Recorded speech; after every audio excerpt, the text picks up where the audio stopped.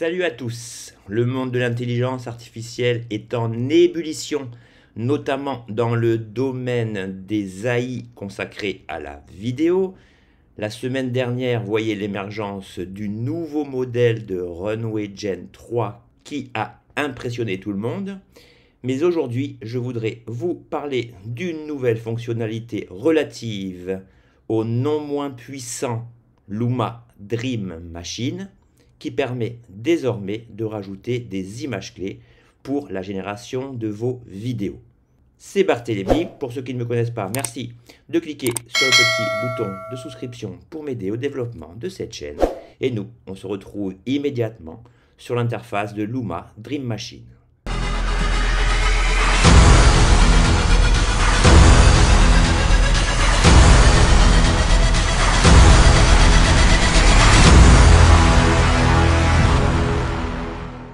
Nous voici sur l'interface de Luma Dream Machine. Bien sûr, je ne vais pas vous refaire un cours complet sur les méthodes d'utilisation de ce dernier. Pour cela, je vous mets la vidéo jointe dans laquelle je vous explique l'ensemble du processus. En guise de récapitulatif, disons que Luma Dream Machine vous permet du texte to vidéo, c'est-à-dire à partir d'un prompt de vous demander la vidéo générée. Vous pouvez, deuxième option, soumettre à l'intelligence artificielle une image à partir de laquelle Luma interprétera la vidéo à créer à partir de cette dernière. Et le nouvel élément dont je voulais vous parler aujourd'hui, c'est la possibilité de créer une nouvelle vidéo à partir de deux images.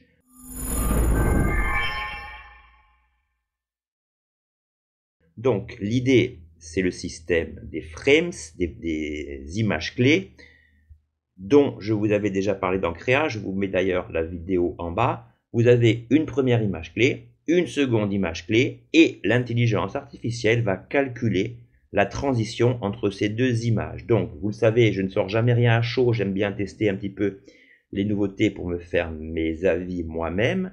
Donc, comment sont les résultats et comment se passe cette procédure? Donc, je vais vous montrer la résultante de mes tests. Donc, simplement, je vais vous montrer comment utiliser cela.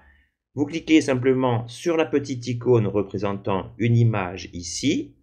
À partir de là, vous importez à partir de votre disque dur la première image, puis à ce moment-là, apparaît une deuxième icône End Frame, optional bien sûr, vous n'êtes pas obligé d'utiliser, mais comme c'est le but de cette vidéo, je vais vous montrer tout cela. Donc là, même chose, et vous choisissez la deuxième image, celle-ci par exemple, qui constituera la fin de votre vidéo. Donc comme je vous l'ai dit, donc ici je lance la manœuvre, ici, l'intelligence artificielle se doit de calculer les secondes qui séparent la première et la seconde image. Donc au niveau du temps, si vous êtes abonné à la version payante de Luma Dream Machine, il faudra environ 2-3 minutes pour que le résultat soit généré. Donc dans ce premier exemple, on va attendre un petit peu pour voir le résultat escompté. Alors, si vous regardez ou si vous avez déjà vu la vidéo relative à Créa, le but d'une image clé, particulièrement dans Créa, c'est donc la même chose, de calculer le temps restant entre les deux images pour créer une vidéo cohérente. Et en ce domaine, Créa excellait dans tout ce qui était morphing. En effet, on peut penser que la principale utilisation et le principal but de placer deux images dans votre timeline sur le système d'images clés va vous permettre de réaliser des morphings parfaits.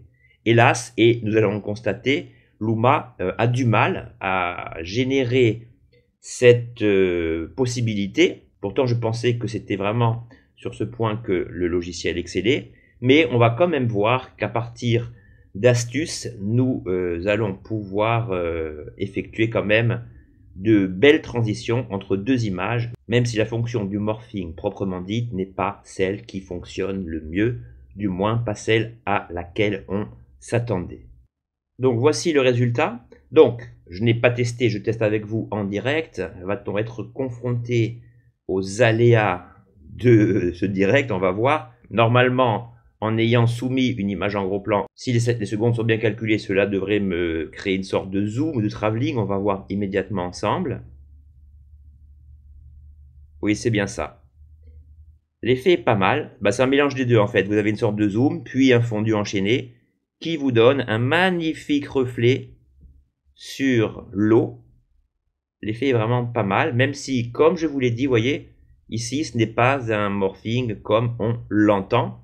Et normalement, ce qui est un petit peu illogique dans l'exemple, c'est que pour plus de cohérence, eh bien, le zoom aurait dû être plutôt un zoom arrière, c'est-à-dire partir de la structure la plus centrée, la plus grosse, vers la structure la moins centrée. Bon, ça, vous le savez, je ne cesse de vous le répéter au sein de mes vidéos, l'art du prompting est la base, et plus votre prompt sera précis, et plus le résultat sera convaincant, même si parfois, même en appliquant ces préceptes, eh bien, vous verrez que l'intelligence artificielle se révèle souvent récalcitrante. Alors, je vais vous montrer le résultat de mes différents tests.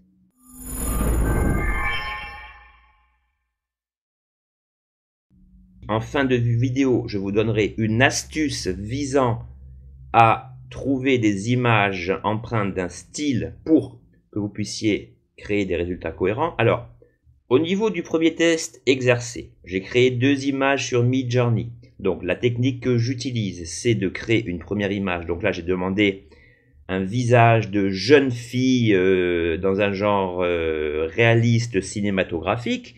Une fois que j'ai généré cette image, je l'ai téléchargée et j'ai créé un second prompt en disant le visage d'une vieille femme et j'ai pris cette image en référence. Donc, si vous ne savez pas comment faire sur Midjourney, je pourrais vous faire un tuto dessus. Et donc ici, j'ai demandé à Luma d'effectuer une transition grâce aux 2 images, de cette image vers cette image. Donc là, je me suis dit, le morphing va être parfaitement exécuté. Nous allons voir les traits vieillir. Donc là, il y a juste l'angle qui change un peu, mais vous voyez, il y a les mêmes taches de couleur. Les lèvres sont un petit peu les mêmes. La forme du visage est similaire. Donc je me suis dit, tout va bien marcher. Et c'est là que j'ai subi mon premier revers. Bon, c'est pas tellement un revers, mais disons que la fonction morphing, comme je vous l'ai dit, n'est pas tellement respectée. Donc là, voilà ce que j'ai demandé. Ici, j'ai demandé le visage d'une jeune femme se transforme en visage d'une femme plus âgée. Et voilà ce que ça m'a fait. Voilà, une sorte de fondu enchaîné qui ne correspond pas à ce que je voulais. Mais ici, c'est ma faute puisque j'aurais dû dire employer, utiliser le terme de morphing. Donc, c'est ce à quoi je me suis employé, comme vous allez le voir ici. Donc, deuxième test, évolution du visage d'une femme entre son jeune et son vieil âge, transformation graduelle entre le vieux et le jeune, si vous voulez. Et voilà ce que ça a donné. Là, c'est encore pire. C'est-à-dire que là, on passe d'un plan à l'autre et les visages bougent un petit peu. Bon, le rendu est parfait, ça, il n'y a pas de problème. Mais ce n'est pas ce que je voulais. Donc, j'ai procédé à d'autres essais dont je vous fais part ici. Et là, j'ai utilisé Morphing Effect Between a Young Girl's Face and an Older Face. Et vous voyez ici le résultat. C'est encore une sorte de fondu enchaîné qui ne permet pas de réaliser le morphing. Bon, après, si c'est ce que vous voulez, c'est parfait. Il n'y a pas de problème. Mais je pense que sur ce point, et notamment sur le niveau de compréhension de votre prompt par l'intelligence artificielle, beaucoup de choses doivent être perfectionnées.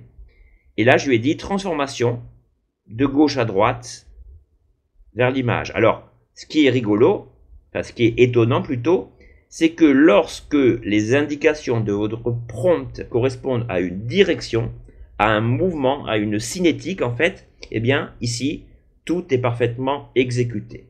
Donc, vous me connaissez, je me suis dit, bon, je vais quand même pas me laisser damer le pion par l'intelligence artificielle.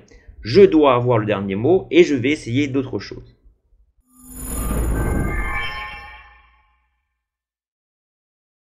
Donc, pour le deuxième exemple, j'ai téléchargé 2 photos du célèbre photographe japonais Hiroshi Sugimoto qui excelle dans l'art du noir et blanc. Et je voudrais donc une sorte de travelling de gauche à droite, c'est-à-dire un mouvement de caméra qui permette de décaler cette image vers la gauche pour créer la transition à ce niveau, pour créer une mer plus ou moins déchaînée. Alors, je lui ai demandé, vous allez voir immédiatement ce que cela a donné. Dans le premier cas, j'ai simplement demandé transition, en étant évidemment conscient de la faiblesse de mon prompt. Donc, je clique, et voilà ce que ça m'a donné. Donc, une transition sèche, brutale, qui ne correspondait pas à ce que je voulais au final. Mais là, c'est ma faute, puisque je suis, comme je vous l'ai dit, conscient de la faiblesse, la pauvreté de mon prompt. Donc, sur le deuxième exemple que nous voyons ici, je lui ai dit, de gauche à droite, de la pierre jusqu'à la structure des vagues. Et là, c'est intéressant, sauf que au lieu de me créer un mouvement de gauche à droite, il m'a créé une sorte de zoom un petit peu vu de haut, qui effectivement crée une transition intéressante entre la piscine et les vagues. Donc ici, la transition entre l'image 1 et l'image 2 est parfaitement respectée, mais je me suis dit, bon, tant qu'à faire, je vais à la fin de la génération, précisément à ce niveau ici, créer un mouvement supplémentaire de la vague. Donc là, pour ce faire, eh bien, vous procédez de la même manière, image A, image B. Après, vous cliquez simplement sur Extend pour étendre votre vidéo. Et là, j'ai simplement demandé des vagues fortes. Alors, regardez ce qui se passe. Donc, même chose. Et là, le petit défaut, c'est que, voilà, ça marque un petit temps de pause entre la dernière image correspondant à l'image clé numéro 2 et la continuité de l'animation. Donc là, il faudrait procéder peut-être à un petit montage sur votre logiciel vidéo pour cutter en fait cette transition un peu sèche, mais avouez que c'est quand même pas mal du tout. Bon, après, il ne faut pas oublier que Luma Dream Machine n'a que quelques semaines et que là, on en est vraiment qu'au premier balbutiement à l'image de ses congénères dans le domaine de la vidéo. Alors, je me suis dit, comme je suis têtu, je vais quand même essayer de faire un morphing.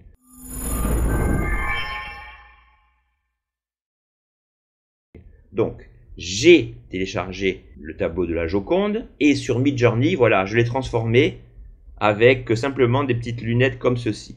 Donc là, le morphing fonctionne bien dans la mesure et uniquement dans la mesure où les deux photos présentent le même personnage, simplement modifié au niveau facial, qui épouse la même position et qui est situé dans le même cadre. Donc là, c'est plutôt pas mal. Je vous montre. Donc là, je lui ai dit Mona Lisa. Alors, on va essayer le tout premier. Voilà. Change of look morphing. Donc là, j'ai double-clic. Petit zoom. Et là, le morphing se fait de manière assez fine. Bon, le morphing ne concerne pas les traits du visage. Il concerne juste l'apparition des lunettes. Mais vous voyez qu'au niveau des proportions, ici, Luma comprend ce que vous lui avez demandé. Ensuite, j'ai voulu complexifier l'affaire. Je lui ai dit Mona Lisa rigole malicieusement et réajuste ses lunettes. Donc ici, elle ne réajuste rien du tout. En revanche, le zoom, vous voyez, donc la transition est faite entre la première et la deuxième image. Ici, comme dans l'exemple précédent, j'ai fait continuer la vidéo. Et c'est vrai que l'ensemble est plutôt convaincant. Même si, comme dans l'exemple avec les vagues, vous voyez que à la fin de la génération de la première image, hop, on a une demi-seconde où l'image se fige pour que la vidéo puisse continuer. Mais quand même, le résultat est vraiment intéressant. Et la tridimensionnalité du visage est vraiment bien faite. Et du coup, je me suis dit, je vais continuer ma vidéo. Donc, je vous montre ce que j'ai fait au final pour montrer le résultat. Voilà. Donc, les lunettes, le petit temps de pause, hop, ça continue. Et après, j'ai laissé plus ou moins Luma gérer. Je lui ai laissé libre cours à son imagination pour continuer cela. Bon là, l'œil se ferme un peu, mais c'est vraiment quand même assez étonnant.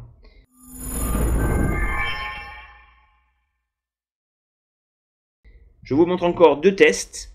Un qui marche vraiment bien. Donc, je vais vous montrer ce que j'ai voulu. Donc, pour cet exemple, j'ai également créé deux images sur Midjourney à partir d'une image référence pour avoir le même style infusé dans l'ensemble de l'image.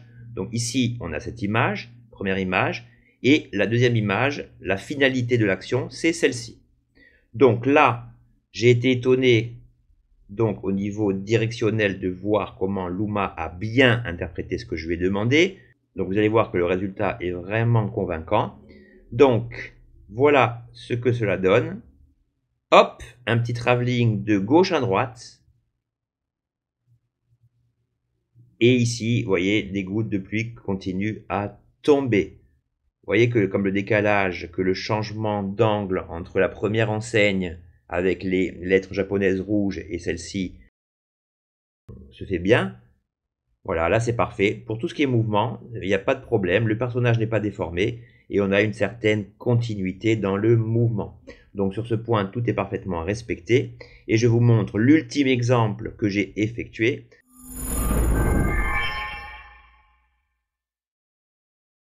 Alors ici, j'ai pris deux, vous savez que j'adore ce peintre, Edward Hopper. Donc là, j'ai créé une vidéo. Donc là, vous voyez le résultat de plusieurs heures de test.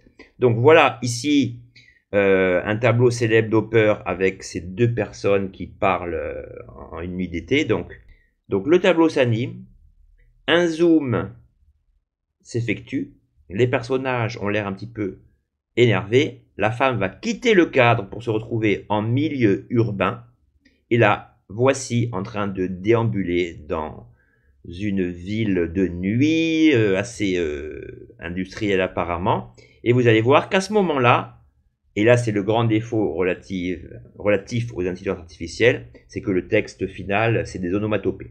Donc ce que j'ai fait ici, ce que j'ai voulu faire ici, c'est qu'à partir du moment, et je vais vous remontrer la séquence une nouvelle fois pour que vous compreniez bien, c'est qu'à partir du moment où on voit la femme de dos qui s'enfuit juste avant que n'apparaisse le panneau rouge avec les lettres dégueulasses, disons-le, qui apparaissent, et bien ici, juste avant, j'ai procédé à une pause et à une copie d'écran. Voilà la copie d'écran que j'ai effectuée sur la vidéo directement. Et je me suis dit, ben, puisque la dame blonde fuit la campagne pour se retrouver en milieu urbain, pardon, eh bien, je voudrais créer une transition entre cette séquence où elle arrive ici et où on devine une lumière un petit peu rouge pour la faire intervenir dans ce tableau célèbre du même auteur. Je veux parler du bien nommé Nighthawks. Donc là, je me suis dit, ben tiens, on va voir comment la scène se fait, la transition se fait entre une séquence entière et cette image que j'ai incorporée dans l'ensemble grâce à une copie d'écran. Et vous allez voir que là, le résultat est vraiment superbe. Alors voilà, la résultante, c'est que la transition se fait bien, mais comme on part d'une copie d'écran, eh bien, il ne m'a pas conservé le début de la séquence. Donc, pour avoir la séquence complète, eh bien, ici, vous avez compris qu'il va falloir faire appel à votre logiciel de montage vidéo pour réarranger les deux plans. Donc, ici, ce qui est un peu difficile, c'est que à un moment, vous allez avoir en un quart de seconde quelque chose qui va sauter un petit peu, mais je vais vous montrer quand même le résultat de ce que j'ai obtenu.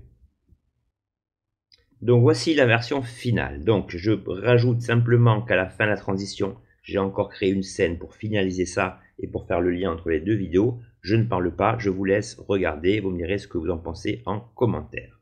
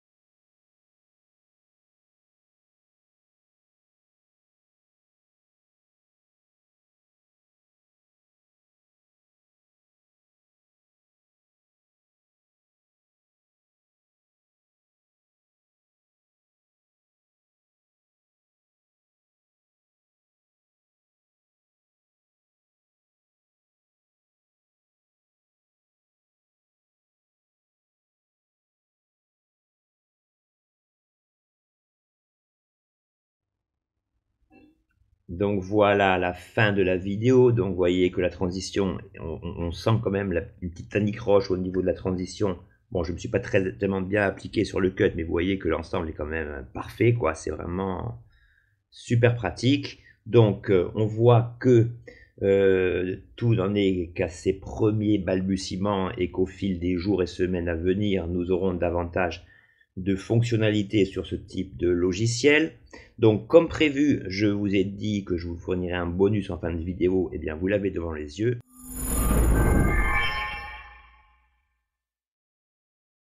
Il s'agit du site midlibrary.io dont je vous mets le lien dans la description. Et en fait, c'est un site qui comprend des milliers de références graphiques issues de plasticiens, de photographes, de films. Bon, vous avez vraiment un grand choix. Donc vous pouvez choisir l'ensemble de vos styles par genre. Voilà, ici vous avez tous les styles. Vous avez vraiment beaucoup de choses. Voilà, vous avez des illustrateurs, des peintres, des artistes des street artistes. Vous avez vraiment beaucoup de choses.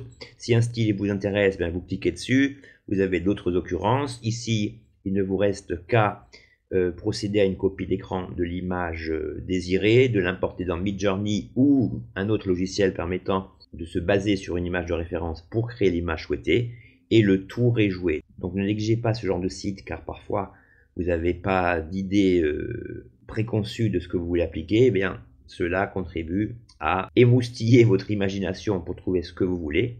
Donc voilà pour aujourd'hui. Donc c'était Barthélémy, on se retrouve très rapidement autour de vos thèmes préférés. Je vous souhaite une excellente journée. Ciao.